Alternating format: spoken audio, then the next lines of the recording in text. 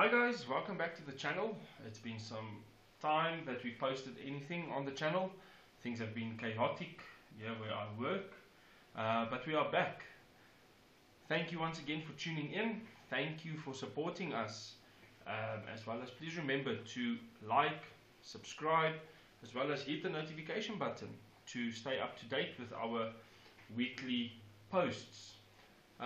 Exams are also coming up, so in the future, in between the next few weeks or so, we will also start our paper discussions for both, or let's say all three, our grades, grade 8, 9 and 10. Grade 11s and 12s we will still get to you, but in the meantime we are focusing on these grades for now.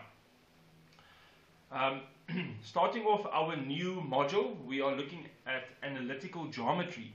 Now, analytical geometry consists out of four main things, which is how to calculate the distance of a line segment, as well as the midpoint of a line segment, the gradient of a line segment, which is something you learned in grade 9, and then the equation of a straight line. And that is also that formula that you learned last year in grade 9, y equals mx plus c. Also, please note that analytical geometry focuses on algebra. So you're going to make use of algebra as well as the Cartesian plane, because these line segments are drawn on the Cartesian plane, and that is what you're going to use along with coordinates to calculate either the distance, the midpoint, the gradient, or the equation of a straight line. Okay. As you can see on the board today, we've got an annoying light that is over here, which I can unfortunately not do anything about, but we'll try and work around that. Then furthermore, we are focusing on the distance formula today. So the distance formula is used to find the length of a line segment. And that line segment obviously would have 2 points, which would have coordinates that you would utilize in this case. Then, furthermore, over here we've got the distance formulas written out for you. Please keep in mind, if you use this distance formula, that you will obviously have to go and square root your answer at the end to get the final answer out of all of it. Okay, so we will kick off the session with calculating the distance of a line segment, and then we are going to start looking at a few questions that could be asked in your question papers over your assessments or your exams in June for this regard. Okay, so our first question states to calculate the lengths of the line segments in the given diagram. So I'm just going to draw a silly Cartesian plane, quick Cartesian plane. We're not going to be too fancy about it. Obviously just filling in our main things, and then I'm going to draw a line segment right over here. There we go. There's the first point, there's the second point, and remember your distance is used by calculating these two coordinates. Okay, and that formula that was given to you. I'm going to call it A, and then we're going to make this -5 and 1. And then over here we're going to call this B, and we're going to make this -1 and 4. Okay, now to calculate the distance, you need to use that formula that I gave to you. Okay, so we're going to say, we're calculating the distance, and we're calculating the distance of line segment AB in this case. Then that huge square root that we need to use there, and we are going to do the following. So now we're writing down the formula.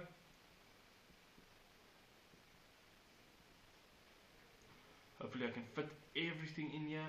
Oh, just there we go.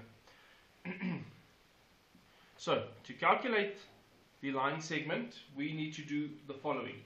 Okay, you now need to go and identify which one of the two coordinates you want as your first coordinate set, and which two of the coordinates you want as your second coordinate pair. Okay, now if you take it from here, I am going to use this as x1 and y1, and I'm going to use this as x2 and y2. Your answer should be the same, doesn't matter how you put them. Okay, so x2 is negative 1. Remember the negative that is there, and then we've got negative 5, so you need to put the negative 5 into brackets because you need to apply sign change to your question. Okay, then y2 is 4 minus 1, which we've got over there. Okay, and we square that. Now, in our square root, remember you only square root right at the end. In our square root, we've got the following. So we've got negative 1 plus 5 for the 2, plus we've got 4 minus 1 is 3, and we square that. Now moving on, negative 1 plus 5 is 4. 4 squared is 16, plus 3 squared is 9. Okay, I'm going to carry on this way. So 16 plus 9 is 25. And then, obviously, right at the end here, our distance of our line is the square root of 25, which gives me 5 units. 5 units. And there we go. The distance of this line in between point A and point B is 5 units, all the way down there. Okay, so that is how you calculate the distance of a line segment. Now, moving on to another question, and this is a bit of a different type of question. So, calculating the distance of a line segment is easy, but when they start asking you other types of questions, this is where it starts becoming tricky. Okay, so our next question states the following. So I'm going to put it on here. There we go. Over here it says question B. In the given diagram, 2 triangles have been drawn. Okay, question 1. Show that triangle ABC is an isosceles triangle. Okay, question 2. Determine the perimeter of triangle ABD. So we're going to work with triangle ABC first, which is this triangle over here. And then the second question focuses on ABD. Now, they want you to show that triangle ABC is an isosceles triangle. The only way that you can do that is by using the distance formula, because obviously 2 adjacent sides should be equal to one another. Okay, so let's prove that triangle ABC is an isosceles triangle. Now, to do that, we do the following. The first, line segment that I'm going to work with is line AB. Line AB. So, this is question number 2. So, A had coordinates 2 and 6. And B had coordinates negative 2 and 3. Okay, so we need to calculate the distance for this, so we're going to use the distance formula for AB, and this is the one that I've shown you. You can use the other one, but you have to square root at the end, and a lot of people forget to square root at the end. Okay, so the formula as it is here, I'm going to use this as x1 and y1, x2, y2. Okay, so we've got negative 2 minus 2 over here, and then we square that, plus for y we've got 3 minus 6, and we square that as well. What am I doing? What am I doing? There we go. So, negative 2 minus 2 gives me negative 4. And then 3 minus 6 gives me negative 3. The negative 4 squared gives me 16. Negative 3 squared gives me 9. And then at the end I've got the square root of 25, which is then equal to 5 units. So line segment AB is 5 units. Then furthermore, the other line segment that I'm going to use is BC. And the only reason why I'm using BC is because BC and AB are shorter than AC on the diagram. So I'm going to use BC. I'm just going to write in C's coordinates over here. C's coordinates is -5 and 7. And now obviously I need to carry on this side with my distance formula. So I'm going to use BC. BC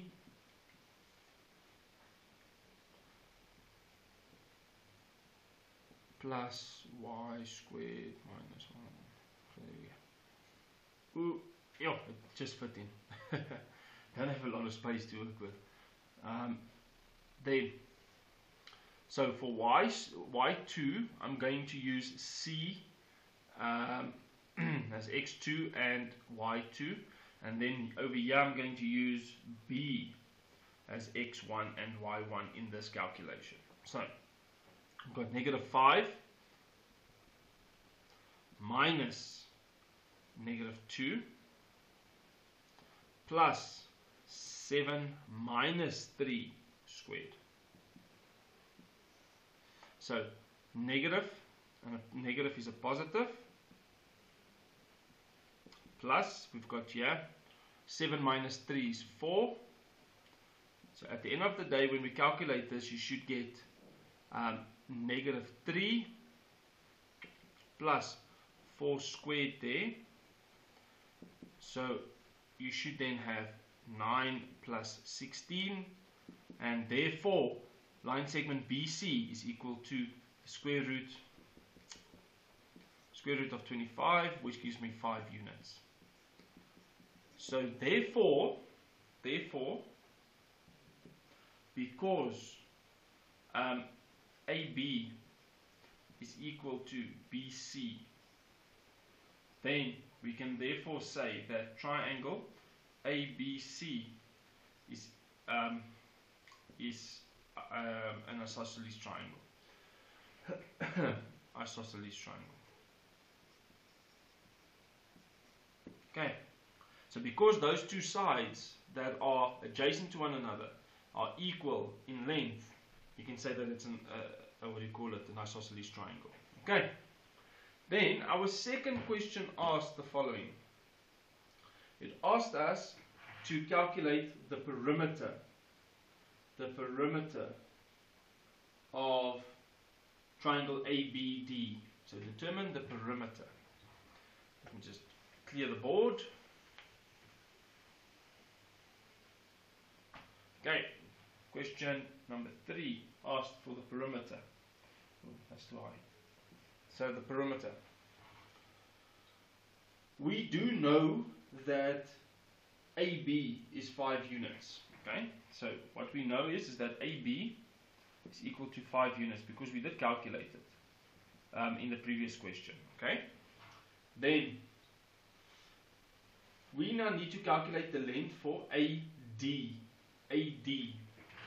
Side AD. So AD squared, that's what I'm going to do. I'm going to use the other formula that was given to me. So AD squared, and we're going to say equal to 5 minus 2 squared, and we're adding that to 0 minus 6. Squared.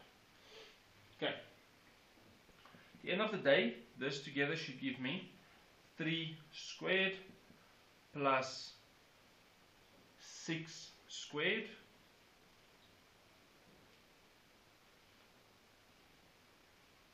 Oh, not 6, sorry, negative 6. So this should give me 9 plus 36, which should give me 45. So, therefore, I need to say that AD is equal to the square root of 45. Remember, you need to square root at the end because here you've got AD squared. You need to square root both of them. These two cancel out, and then obviously this will give you a decimal answer. That's why we stick with it to the square root. Then, the next thing that you need to calculate is BD, the distance of BD. Okay, let me calculate it here. So BD squared, I'm going to also use the other formula. Then we've got for BD, we've got 5 minus negative 2. And we're going to square that, plus we put in 0 and negative 3.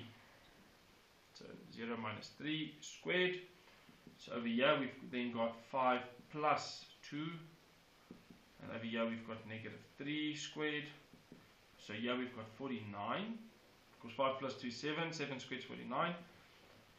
Plus 36.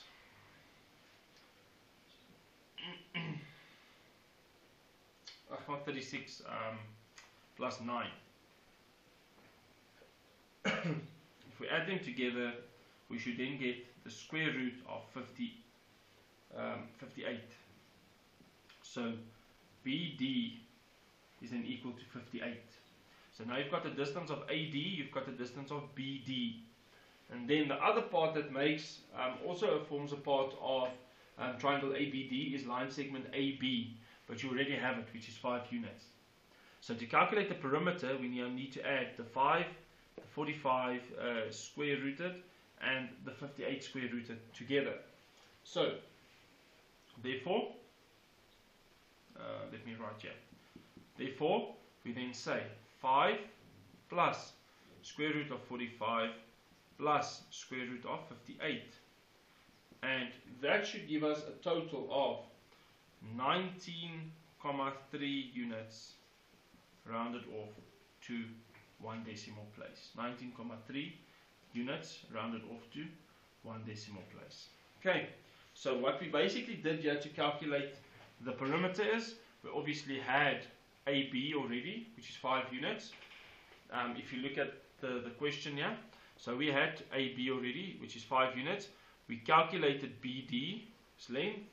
We calculated AD's length, and then we added all the sides together, which gave us 19,3 units in this regard. Okay? Okay, that's it for question B. Let's move on to our next question. So our next question is question C in the textbook. Over here. Oh my goodness. Here we go. Question C. So it says, show that C, which has coordinates 2 and 3, is equidistant, meaning they're equal in distance, from the points A and points B. Equal in distance. So you need to go and calculate the distance between A and C, as well as the distance between B and C, to check if those line segments are equidistant, meaning equal in distance. So, they told me that A, this is question 4, they told me that A has coordinates 3 and 6, then B has coordinates negative 1 and 4, and then they said that C has coordinates 1 and negative 2. C has coordinates negative 1 and negative 2. Look at me now. Not 1 and negative 2, 2 and 3. 2 and 3. There we go. I now need to go and calculate to check if the distance between AC is the same as the distance between AB. So basically you're sitting with two line segments. They probably look something like this. Not as skew, but yeah. So I need to check if the distance between these two over here is the same as the distance between these two over here. That's what I'm basically calculating. Equidistant. I need to prove that they are all equal in distance. Okay. So, we're starting off with the first one. I'm going to work with AC first. So I'm going to use this formula. I'm simply going to use that other one without the square root. So AC squared. And then, if I use AC, I'm going to make this the first set of coordinates. Second set of coordinates over here. Okay, so this is x2. So we're going to say 2 minus 3 squared plus 3 minus 6 squared. Then 2 minus 3 is negative 1 squared, plus 3 minus 6 is negative 3 squared. This will be 1 plus 9, and you'll get 10. Now remember, AC squared is 10, because I'm not using the formula that has the square root. So I need to square root both of them. So therefore AC is equal to the square root of 10. So the line segment over here's distance is the square root of 10. That's what I've calculated. Now I need to go and check if BC also has the same distance of the square root of 10. Okay? So we're going to do that here. So BC squared is equal to, and we'll start off with 2 minus negative 1 plus 3 minus 4 squared. So what we've got here then is 2 plus 1 squared. What we've got here then is negative 1 squared. So 2 plus 1 is 3, gives me 9. Negative 1 squared gives me 1. I've got 10. Remember that BC squared is equal to 10. I need to square root both sides, so therefore BC is equal to the square root of 10. So this line segment is also, or can I put it this way, also has the distance of a square root of 10. So which means that both these lines are equidistant, meaning they equal in distance. And therefore, you can now say that line segment AC is equal to line segment BC. Because they are equidistant from point C. So if I had to stand here and walk all the way to A, I would walk the square root of 10 distance. If I had to stand here and walk to B, I would walk the square root of 10 units distance to get from C to B as well as from C to A. And there we go. You've answered that question in full. Okay. Okay guys, second last question before we wrap this up. Second last question. So our next question states the following. It says here, question D now. It says here that C is the point 1 and negative 2.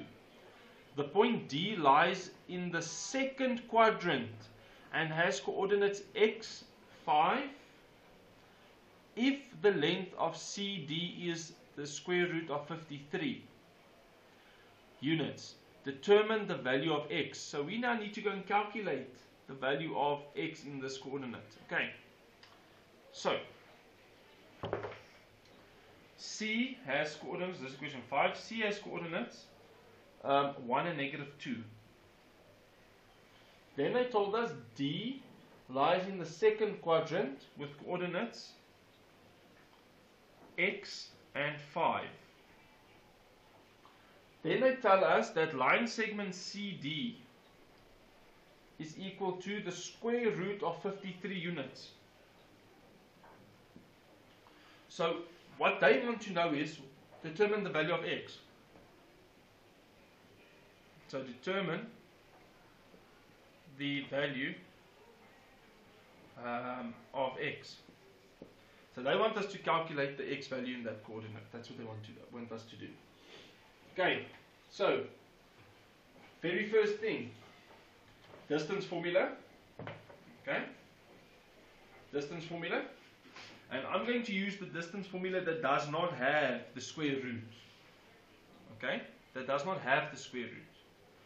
Why? Because I want to cancel this square root. Okay, so when I start with my formula, I'm going to say CD squared, because that's the line segment that we've got the distance of, equals, and I'm going to then fill in the following.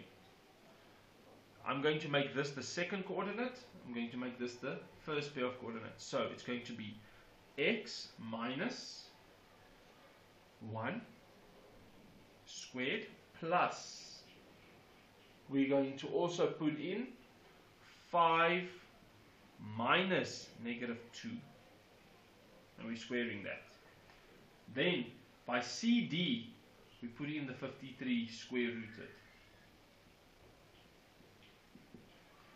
Now over here, we still have x minus 1 squared, plus over here, we say 5 plus 2, which gives me 7 squared. Okay, 5 plus 2. From there onwards, you would now need to know that the square and the square root cancels out, so on the left side we've got 53. With that, you furthermore need to understand that this bracket has to be written out twice. So I'm doing this thing step by step for you to make sure that you don't get confused as we go through steps. So this has to be written out twice, same as what they've taught you in grade 9. And then obviously 7 squared is 49. Okay, now you need to FOIL the brackets. So we keep the 53, we're FOILing, so x squared minus x plus 1 plus 49. Okay, first thing that you need to check is, can I get rid of the x squared? If you cannot, you're going to have to factorize. So in this case we cannot, because negative x minus x is negative 2x. So what I'm going to do now is I'm going to put everything equal to 0. X squared minus 2x, and if I bring the 53 over, it becomes negative 53 plus 50. What we then have is the following: x squared minus 2x minus 3. If you look at this, you'll see that there's a negative at the back, which means that this is case number 3. Case number 3, one bracket positive, one bracket negative. So therefore, 0 is equal to the following. You need to now go and get the factors of 3, which is 1 times 3. We are looking for negative 2. So you're going to say positive 1 minus 3 gives me negative 2. You are not done yet. I'm going to carry on here. Because it's equal to 0, you now need to go and put x equal to the value that's in the bracket. So, therefore, x is equal to negative 1, or x is equal to positive 3. There's your final answers. Now, they said to you that the coordinate falls in the second quadrant. The second quadrant. Which means, in the second quadrant, the x value, if you go here, let me just do this. In the second quadrant, the x values are negative and the y values are positive. Which means, out of the 2 over here, you are going to have to choose the negative. Because your x value, which is your horizontal axis, in your x value, in your second quadrant is negative. So, your final answer is going to be negative 1. So, therefore, D will have coordinates of negative 1 and 5 in this case. And there we go, sorted. Okay. Okay guys, last question. Last question.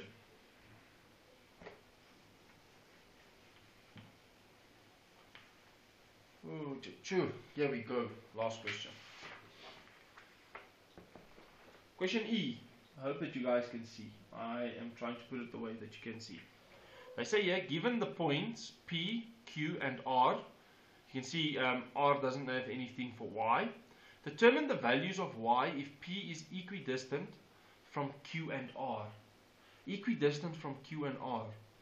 P is equidistant, meaning equal in distance. Which means we're going to take the two distance formulas and we're going to put them equal to one another. Okay, so here we go. First thing that you need to understand, I think this is question 6 now. First thing that you need to understand, that given to you, they told you that PQ is equal to PR.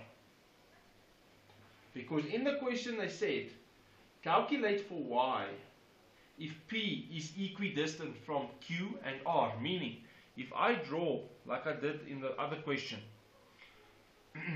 if I draw line segments like this, and I put P there, and Q there, and R there, it means that the distance from there to there is the same as the distance from there to there.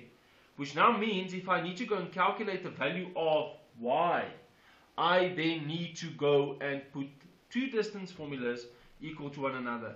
Where do the two distance formulas come from? In this, here they come from. From PQ, that's one distance, and from PR. So you're basically putting PQ equal to PR in the distance formula. Okay, so let me quickly calculate and help you out with that. So we're starting off as follows. So my first distance formula, I'm going to say the following. I'm going to start as far as I can to the left. So we're going to say x of q, because I'm working with the first pair here, minus the x of p squared, plus the y of q minus the y of p squared. And I'm working with the first one now. Now I'm going over to the second one. So basically putting this distance equal to that distance. So equal to, hopefully the light doesn't catch too much, x of r minus x of p squared plus y of r minus y of p squared. There's your formula. One distance equal to another distance. Okay, now let's fill in everything that we've got. So for this over here, we've got 2 minus 3. 2 minus minus 3. Ooh, almost made a mistake that you grade 10s like to make. Then 7 minus 2 equals. Then we open up the next bracket. Then we say negative 10 minus negative 3, and we square that, plus y minus 2 squared. Remember, we need to calculate for y. And this is 10. Remember, this is 10. Now, over here, when I calculate this, I should get 2 plus 3, which gives me 5. Plus, over here, I should get 5. Over here, I should get 49, because you're going to get negative 7, so negative 7. And then this stays as is, y minus 2 squared. It stays as is. And we're going to write this out twice. We're going to factorize again. So this becomes 25 plus 25 equals 49 plus, now we write out two brackets. And remember why I said to you I'm doing this, so that you don't get confused. So 25 plus 25 is 50. Put the 49 there, plus firsts is y squared. Outers is negative 2y, inners negative 2y, and lasts positive 4. So we've got 50 equals 49 plus y squared minus 4y plus 4. And what I'm going to do now is I'm going to put it equal to 0, because I have to factorize, not calculate, factorize. So I'm going to move y squared to the front, negative 4y next to it. I bring 50 over, becomes negative 50. So 49 plus 4 gives me 53, minus 50 gives me positive 3. Okay. Then if I have to factorize, this would be case number 2. Positive at the back, move to the front, negative. So both brackets should be negative. Here's my brackets. I hope that you guys can still see. I'm going to carry on here when I'm done. So we'll have y, you'll have negative, negative. The factors of 3 is 1 times 3. We're looking for negative 4, so it's negative 1, negative 3. So therefore, when I write it out, y is either positive 1 or y is equal to positive 3. And there is your final answer with regards to the coordinates for the value of r, for the y coordinates for the value of r. So your y coordinates can be either 1 or 3, and the reason for this is because they never told you in which quadrant the coordinates will fall. So the quadrants where your coordinates for y would be positive is either quadrant 1 or quadrant 2. So in this question they didn't tell us, so we'll assume that it's either one of those two in this question. Well guys, thank you once again for tuning in. I really do appreciate all your support. Hopefully we'll push out another video quickly tomorrow, and if we do so, our next video will focus on finding the midpoint of a line segment. Remember, today was the distance formula because you had to calculate the length. Tomorrow we'll find the middle of that line segment. Thanks so much. Until we meet again next time, have a good day further. Bye bye.